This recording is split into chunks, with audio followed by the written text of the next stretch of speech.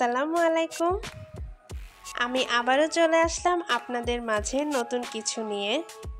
আশা করছি সবাই অনেক অনেক ভালো আছেন। আমিও আলহামদুলিল্লাহ ভালো আছি। কিন্তু দেখেন বাহিরে যে পরিমাণ রোদ উঠেছে, এই রোদের তাপে গরমে আমার তো নাজেহাল অবস্থা। আর এই নাজেহাল অবস্থা কাটানোর জন্য আমি বানিয়ে নিয়েছিলাম এই বাদাম দইয়ের সুস্বাদু ঠান্ডা ঠান্ডা লাচ্ছি, যেটা খেয়ে আমার শরীর মন দুটোই একদম ঠান্ডা হয়ে গিয়েছে।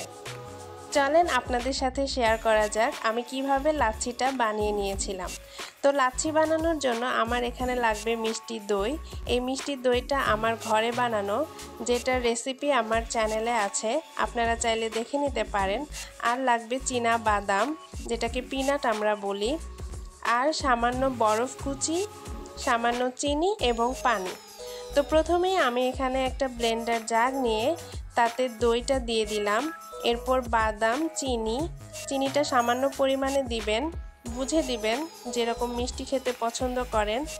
যেহেতু আমরা এখানে মিষ্টি দই নিয়েছি, সেই হিসেবে চিনিটা নিয়ে নেবেন। এরপর এখানে ঠান্ডা পানি দিয়ে সব কিছুকে একসাথে ব্লেন্ড করে একটা গ্লাসে ঢেলে নিব। এরপর এখানে কিছু ভাঙা বরফ কুচি দিয়ে সেটাকে নাড়িয়ে চাড়িয়ে নিয়ে এর ওপরে বাদাম কুচি ছিটিয়ে দিব। এই যে খুব সহজেই তৈরি হয়ে গেল বাদাম দইয়ের ঠান্ডা ঠান্ডা লাচ্ছি। এটা খেতে কিন্তু অসম্ভব রকম মজার হয়। আপনারা এই গরমের দুপুরে ট্রাই করে দেখতে পারেন।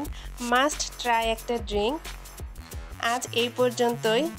আমার রেসিপিগুলো যদি আপনাদের ভালো লেগে থাকে, প্লিজ লাইক করবেন, কমেন্ট করবেন এবং শেয়ার করবেন। আল্লাহ হাফেজ।